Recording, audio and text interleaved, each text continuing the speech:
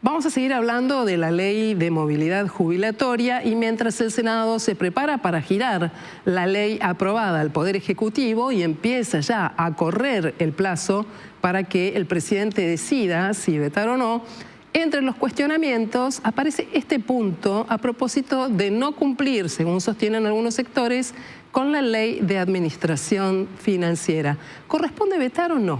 Bueno, se lo vamos a consultar esta noche al doctor Daniel Sapsay, que como ustedes saben es un reconocido abogado constitucionalista de la Argentina. Qué gusto saludarlo, Daniel. ¿Cómo está usted? Buenas noches. Igualmente, buenas noches. ¿Cómo está? Bien, ¿cómo está viviendo esta discusión, de hecho, esta sanción de la ley por parte del Senado y que en la Casa Rosada se diga esto no es legal, esto debe ser vetado? ¿Corresponde o no ese veto? Bueno, el veto es una facultad presidencial que está reconocida por la Constitución y que en definitiva es discrecional del presidente de la Nación.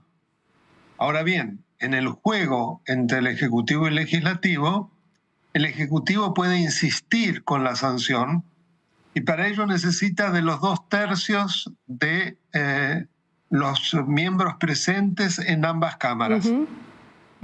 Si eso se produce, el presidente no puede hacer otra cosa que promulgar la norma. De lo contrario, estaría incurriendo en una situación de mal desempeño que es pasible de hacerlo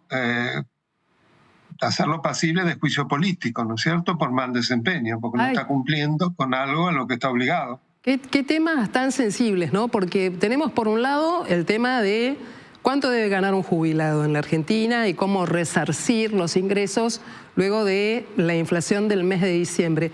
Por otro lado, los sectores que sostienen, pero no se está cumpliendo con la ley de financiamiento del Estado. Y está esta otra cuestión de los que consideran que más allá de vetarlo, se puede recurrir a la justicia para judicializar la norma. No habíamos tenido en cuenta el hecho del incumplimiento de los deberes de funcionario.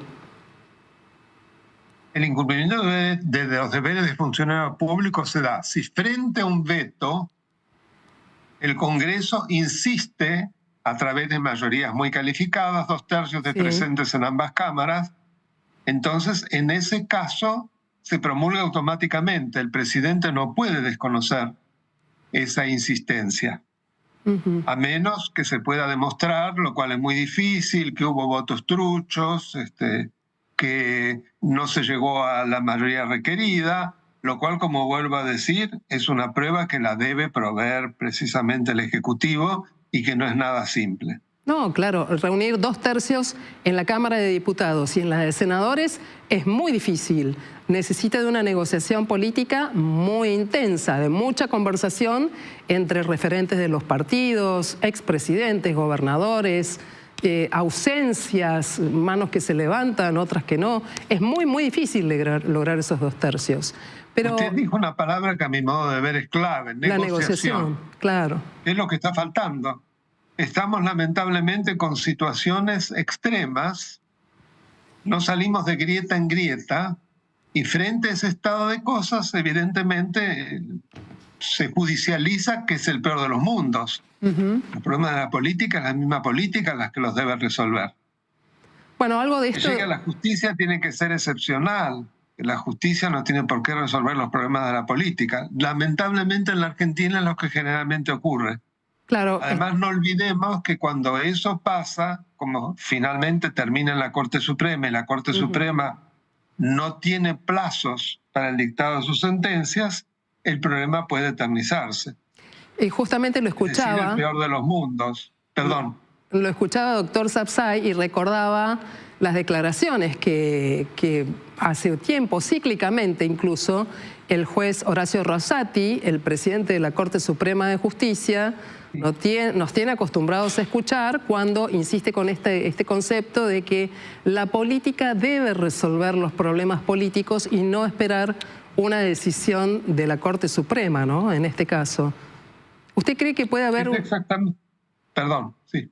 No, ¿cree que puede haber una suerte de capricho o preservar los votantes o estrictamente las cuestiones de no tener un rojo fiscal son las que movilizan a estos sectores que entran en un tironeo tan delicado? Bueno, el presidente de la Nación, que es en definitiva el que es la clave de esta situación, es un hombre que la palabra negociación creo que no está ni en su cultura ni en su léxico. Él permanentemente juega con la motosierra. La motosierra habla de una situación en donde no se negocia, como así también permanentemente el insulto, la descalificación total del que piensa diferente. Es decir, una situación que no tiene nada que ver con una democracia. En una democracia es del juego mismo de la democracia, las opiniones distintas, que forman parte de los controles que son claves para que las decisiones sean mejores. Lamentablemente estamos viviendo una situación en la cual esto ha desaparecido. Doctor Sapsay, aprovechando su expertise en el ámbito de la Constitución Nacional, quería conocer su opinión a propósito de qué ocurre con la integración de la Corte Suprema, que es el máximo órgano donde en definitiva se terminan de analizar las leyes y la Constitución. ¿Cómo ve usted este debate que se está dando alrededor de dos personas que podrían o no ser jueces en la Corte? Por un lado, el juez Ariel Lijo, y por el otro lado, el doctor García Mansilla, que esta semana va a tener que exponer en el Senado. Mire, yo desde el principio me sorprendí enormemente que esto designara al magistrado Ariel Lijo, porque es el juez más corrupto de Comodoro Pi. No debería ser ni siquiera juez, con la cantidad de situaciones que hemos visto todos, porque además no hace falta hacer una investigación. La presencia de su hermano, el patrimonio multimillonario con aras y demás, que tiene un origen absolutamente desconocido, para ser elegantes, entre comillas. Todo eso desaconsejan profundamente que este señor se incorpore a la Corte Suprema. Vázquez Mansilla, por el contrario, me parece un excelente candidato. Tanto por su formación, es decir, es un hombre técnicamente muy formado, y además, yo lo conozco desde hace muchos años, es un hombre honestísimo.